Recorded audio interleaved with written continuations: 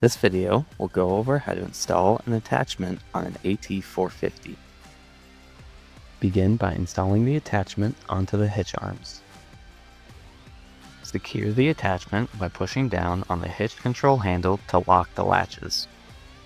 To install the drive belt, first turn off the engine and release the belt tension adjustment by pulling the attachment lever out and down. Install the attachment drive belt onto the outside pulley. Tension the belt by lifting up until the belt is tight, then move the lever one additional notch. To install auxiliary hydraulics, shut the engine off and put the auxiliary control lever into the float position. Take the dust covers off and then install the auxiliary hoses. If the hoses are difficult to connect, cover the fitting with a rag, then hit the end against a metal surface in order to relieve oil pressure that could still be in the line.